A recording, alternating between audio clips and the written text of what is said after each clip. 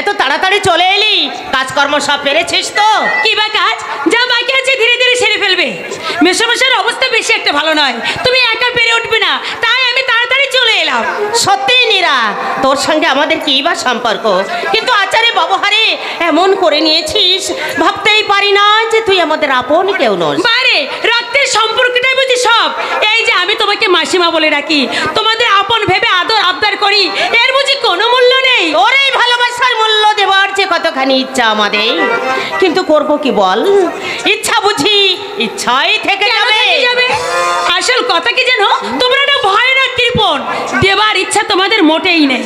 আছে রে আছে, অবস্থার বিপর্যয়ে কৃপণ হয়ে গেছি। অবস্থার পরিবর্তন হলে তখন বুঝবি যে তোর এই মাসিমা কত বড় দাতা। তবেই হয়েছে, কতদিনে 7 মণ তেল পড়বে, তবেই রাধা নাচবে। আরে নাচবে তো নাচবেই, তোকে কি আমরা সহজে ছেড়ে দেব? এই সংসারের কাজ কর্ম, রোগীর ওষুধপত্র, সেবা যত্ন বলতে গেলে সবই তুই করিস। তুই না থাকলে এই সংসারের হাল টিকিয়ে রাখা আমার পক্ষে কিছুতেই সম্ভব হতো না। সামনে সুখ্যাতি করছে তোর পাগলি, সামনে হবে কেন? তোর মেসোমশাইয়ের ভয়ানক ইচ্ছা তোকে তার ছেলের বউ করবে। আহা, কি কথা শোনালে মাসিমা! বিড়ালের ভাগ্যে তাহলে সত্যি সত্যি শিখে ছিড়বে। কিন্তু মেসোমশাইয়ের ইচ্ছা তো যথেষ্ট নয়, আরে ছেলের ইচ্ছাটাও তো জানতে হবে, আমাকে তার মন উঠবে কিনা। এই ছেলের আমার ইচ্ছা কি, আমাদের ইচ্ছাই ইচ্ছা। কৌশিক আমার তেমন ছেলেই নয় যে বাপ মার অবাধ্য হবে। ছেলেকে তাহলে খুব চিনেছ, অবাধ্য হবে কি অবাধ্য হয়ে বসে আছে? ওই যে ছাত্রী সুচেতা, তোমার ছেলের মনটি ওইখানেই বাঁধা পড়েছে। জানি রে জানি। জানো? হ্যাঁ, কিন্তু সে তো বিরাট বড় লোকের মেয়ে, ওদের ইচ্ছা থাকলেও সুচেতার বাবা কিছুতেই রাজি হবে না। না হলেই ভালো, তাহলে আমার ভাগ্যটা খুলে যাবে। তোর সবটাতেই ঠাট্টা। এত দুঃখ কষ্টের মধ্য দিয়ে তুই এমন করে হাসিস কি করে বলতো? কি জানো মাসিমা, দুঃখকে পুষে রাখলে আজকাল বেদা মাথায় উঠতে চাই। হাসি দিয়ে যতটুকু ঢেকে রাখা যায় ততটুকুই শান্তি। বড় মূল্যবান কথা বলেছিস মা। দুঃখকে নাড়া দিলেই মাথা চাড়া দিয়ে ওঠে। আচ্ছা তুই একটুখানি বস, তোর মেসোমশাইয়ের ওষুধ খাওয়ানোর সময় হয়ে গেছে, আমি ওষুধটা খাইয়ে দিয়ে এক্ষুনি আসছি। আচ্ছা ঠিক আছে। হ্যাঁ তুই বস। হে ভগবান, আজ আমি শুনলাম আমার জীবনে কি তার সত্যি হতে পারে না? আমার মনের গোপন বাসনা তুমি কি পূর্ণ করবে না ঠাকুর? এই যে সাত্বিক মশাই, ব্যাস হয়ে গেল। কি হয়ে গেল?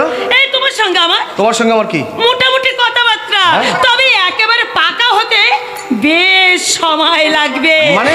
আগে 7 মণ তেল পড়ুক, তবেই তো রাধা নাচবে।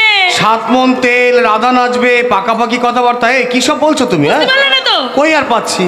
আরে মেসোমশাইয়ের ইচ্ছা কি জানো? আমাকে তার ছেলের বউ করবে। ও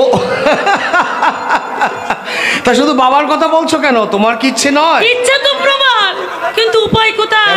মনটা যে তোমার অন্য জায়গায় বাঁধা। দেখো, যদি কষ্ট করে মনটাকে সেখান থেকে ফিরিয়ে আনতে পারো, তাহলে আমার বরাতটা খুলে যাবে। এত অল্প বয়সে হাসি দিয়ে দুঃখকে ঢাকতে শিখলে কি করে নীরা?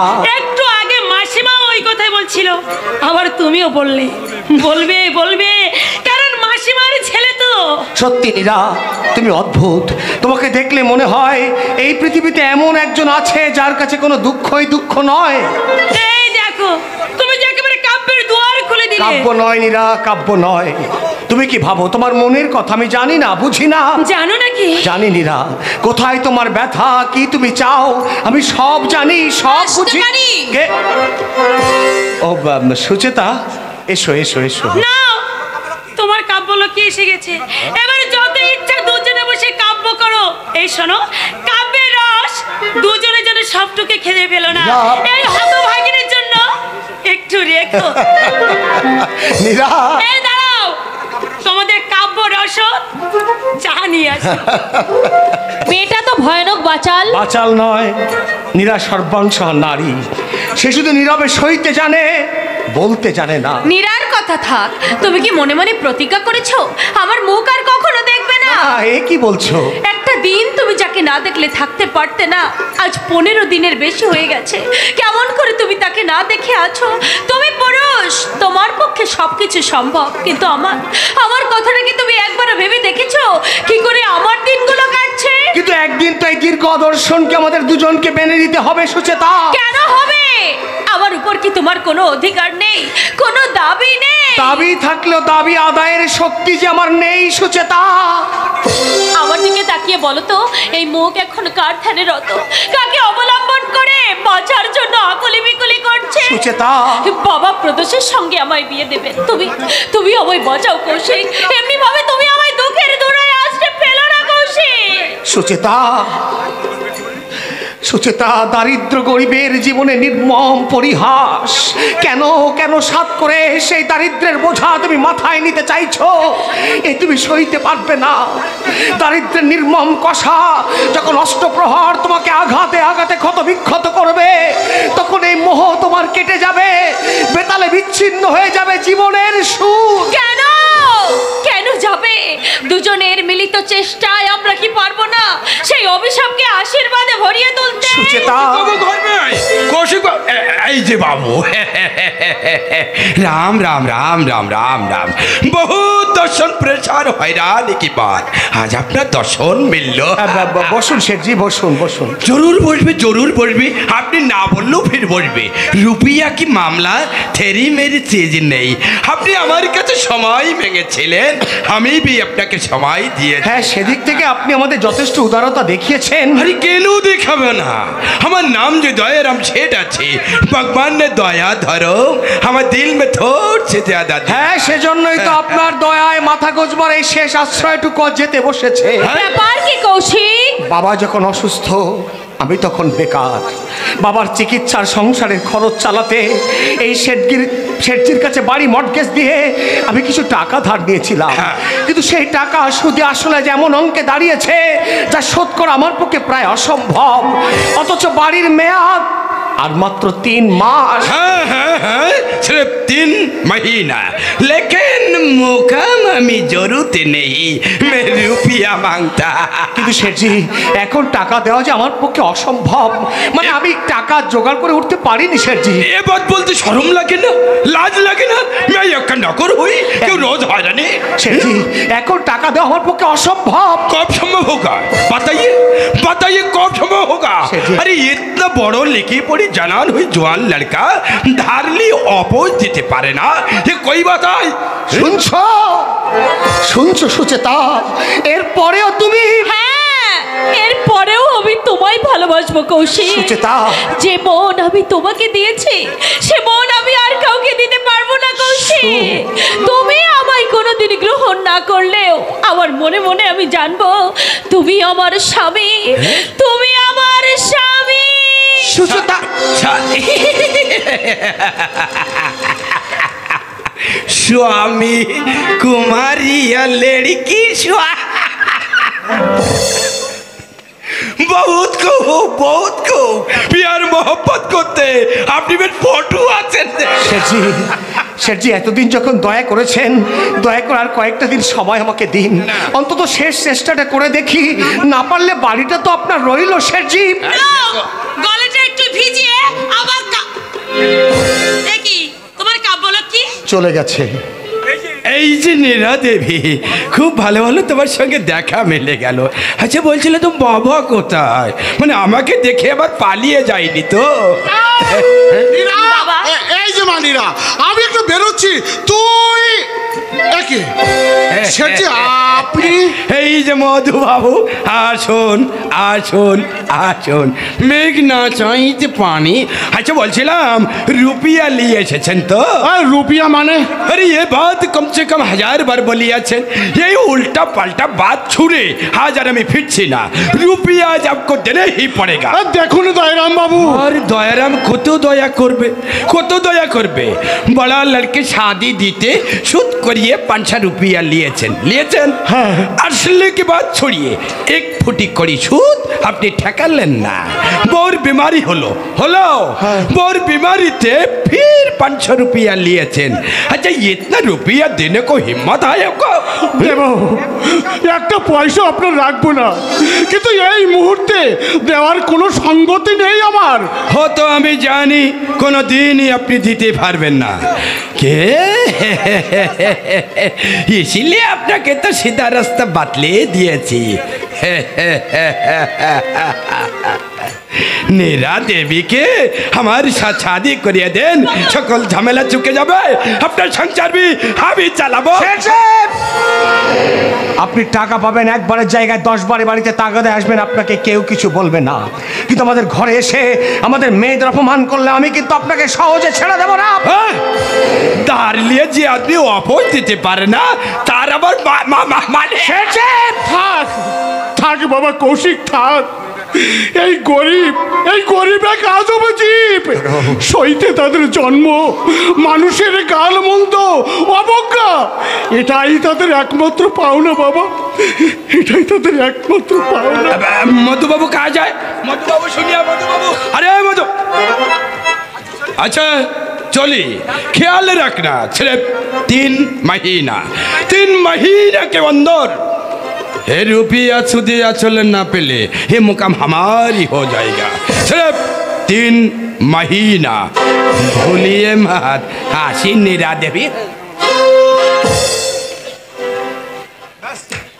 ব্যাস, তুমিও মুক্তি পেলে আর আমারও বর জুটে গেল। কি বলছো নীরা? কেন হিংসা হচ্ছে নাকি? কত টাকার মালিক জানো? আমাকে না খেয়ে দিন কাটাতে হবে না। নীরা, সোনা গহনা শাড়ি ব্লাউজ পরে আমি শখ মেটাতে পারবো। তুমিই বলো না, সোনা গহনা শাড়ি ব্লাউজ পরতে কোন মেয়েরই না শখ হয়? নীরা! কৌশিক, তোর বাবা যেন কেমন করছে, আমি মোটেই ভালো বুঝছি না বাবা। শিগগির একজন ডাক্তার ডেকে নিয়ে আয়। কিন্তু মা, শুধু হাতে তো আর ডাক্তার ডাকা যায় না। কিন্তু ডাক্তার না ডাকলে মরু যে মরতে বসেছে তাকে মরতে দাও। যেগুলো বেঁচে আছে সেগুলোকেই যখন বাঁচাতে পারছি না, তাহলে কেন ওই আধ মরা টাকা নিয়ে টানাটানি করছো?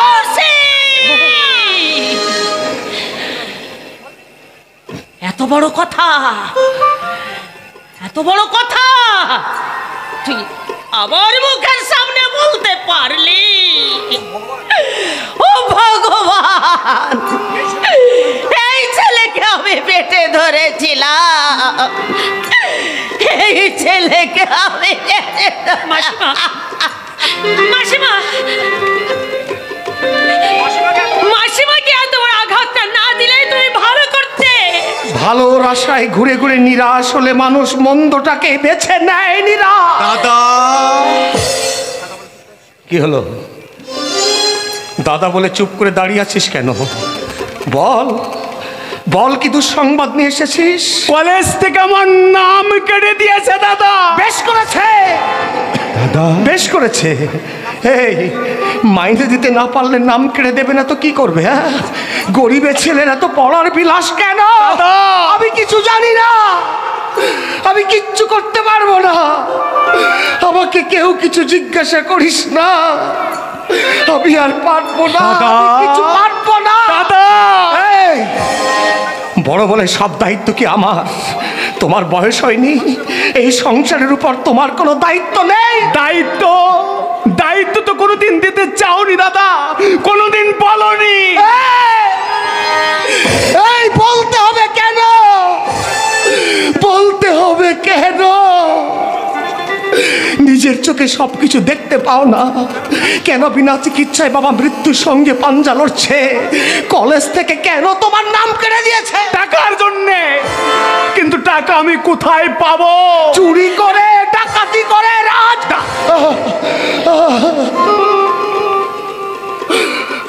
আমি কিচ্ছু পারবো না, আমি আর পাচ্ছি না। আমি হাত জোর করে মিনতি করছি, এই জীবন যন্ত্রণা থেকে তোরা আমাকে অব্যাহতি দে দাদা। এই যন্ত্রণা আমি সহ্য করতে পারছি দাদা, আমি আর পারছি না, আমি পারছি না। ডাকাতি। আমার দাদা বলছে, সেই দাদা। কুণ্ডাল, ওর ওর কথা তুমি কিচ্ছু মনে করো না। ভাবনা চিন্তা ওর মাথাটা ঠিক নেই, ওর কথা কিচ্ছু মনে করো না। না নীলা, আমার দাদা ঠিক কথাই বলেছে। আমি বড় হয়েছি, সংসারের প্রতি আমার দায়িত্ব আছে, সংসারের প্রতি আমারও দায়িত্ব পালন করতে হবে। টাকা চাই নীলা, অনেক অনেক। কুণ্ডাল, কথা শোনো কুণ্ডাল, কথা শোনো। না না না না, আমি কিছুতেই পারবো না। তুমি পারবে, তোমাকে পারতেই হবে। আমি নাচতে জানি না। সব চালক শখের যাত্রা থিয়েটারে নাচ গান করনি, পেটের জ্বালায় করতে বাধ্য হয়েছিলাম। বিবেকের বিরুদ্ধে মানুষকে অনেক সময় বাধ্য হতে হয় কাজ করতে, পথে নামতে। বিশাল সাল্লার কুখ্যাত গুন্ডা সে আইন আমার কাছে সবকিছু কেড়ে নিয়েছে। ওই আইনকে পথে পথে বিপর্যস্ত করবো। সেই আইনের হাতে আপনাকে একদিন বিপর্যস্ত হতেই হবে। কোথায় আইন? আইন দিয়ে যেখানে বেআইনি কাজ বাঁচানো যায় সেখানে এই বদমাইশি কানুনকে না মানাই হলো সবচেয়ে বড় কানুন। আপনার বড় কানুনের মর্যাদা বাড়াতে কি আমাকে ধরে এনে পাপপুরিতে তুলেছেন? একটা অসহায় দুর্বলা নারী সর্বনাশ ছাড়া আপনার কি অন্য কোনো পথ ছিল না? বিশাল সাল্লাহ পর্যন্ত তার কাজের কৈফিয়ত কাউকে দেয়নি, আর তোমাকেও দেবে না। সড়ক নাটকে যেমনি ভাবে অভিনয় করতে তেমনি ভাবে ঠিক এখানে সব ধরে তোলা আসবে, তাদের সঙ্গে প্রেমের অভিনয় করবে। তোমার উপযৌবনের বিচ্ছিন্ন ছটায় তাদেরকে উন্মাদ বাতাল করে তুলবে। উন্মত্ত সংখ্যায় তারা তোমার প্রেম সুদা পাল করতে ছুটে আসবে, আর তুমি তাদের গাড়ি বাড়ি কেড়ে নিয়ে নিঃস্ব করে ছেড়ে দেবে। এসব কি বলছেন আপনি? নারী ধর্ম বিসর্জন দিয়ে আমি পারবো না, পারবো না। আমি বার নারী সাজাই বাজার পুরুষের মনোরঞ্জন করতে। চম্পক, কি ক্ষতি করেছি আপনার? কেন এমনি করে আমাকে জানতে মেরে ফেলতে চাইছেন? আমাকে বাঁচতে দিন, মুক্তি দিন। ধরে যখন এনেছি মুক্তি আর তুমি কোনোদিনও পাবে না। যদি তুমি আমার কথা মতো কাজ না করো তাহলে তোমার মা ভাইকে ধরে এনে তোমারই চোখের সামনে একটু একটু করে কাটবো। না, আমার ভাইয়ের কোনো ক্ষতি আপনি করবেন না। করবেন তাহলে আমার কথায় রাজি? এত নিষ্ঠুর আপনি, এত অমানুষ আপনি। এমনি করে অবলা মেয়েদের ভবিষ্যতে সুখ স্বপ্ন কেড়ে নিয়ে তাদের নরকের পথে ঠেলে দিতে আপনার বিবেকে এতটুকু বাঁধে না? আদিকাল হতে নারী নেই, জুয়া খেলা চলে আসছে। এই স্বাধীন যুগেও তার ব্যতিক্রম ঘটেনি। কিন্তু কেন নারীকে সুলভ বিলাসের সামগ্রী তোমাদের জন্মদাত্রী মা নয়? চুপ করো, একদম চুপ। আমি তোমার কাছে শুধু একটি মাত্র প্রশ্নের উত্তর চাই, হ্যাঁ কিংবা না। বলো রাজি? যদি না বলো তাহলে এখনই তোমার ভাইকে ধরে এনে তোমারই চোখের সামনে একটু একটু করে কাটবো। আমি আপনার দুটি পায়ে পড়ি। বলো রাজি কি না, বলো রাজি কি না? Yes or not? আমি রাজি। ওস্তাদ, সেই শালা হারামির বাচ্চা আবার আমাদের মহলে ঢুকে আমাদের মারতে এসেছে।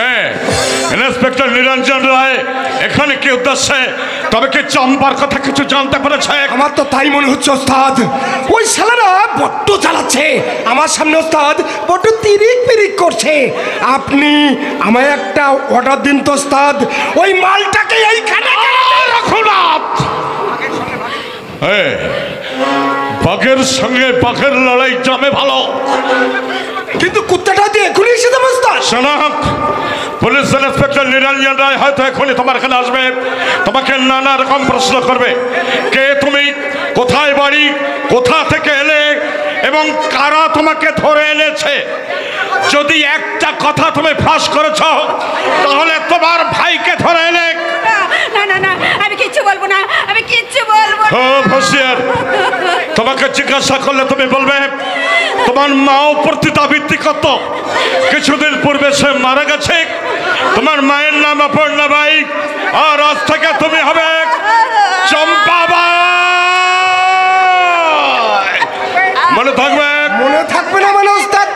আবার মনে থাকবে। রঘুনাথ তুমি এখানে থাকো। ঠিক আছে না ওস্তাদ, না না, ওরা যদি আমায় চিনে ফেলে চিনতে পারবে না। মুসলমান আজকের আলীর সঙ্গে রঘুনাথের কোনো মিল নেই। আমি পাশের ঘরে রইলাম, জানালা দিয়ে কিন্তু সব কিছু দেখবো। যা বললাম তার ব্যতিক্রম কিছু হলেই সর্বাঙ্গে লাভ পড়া ছেঁকা দিয়ে দেবো।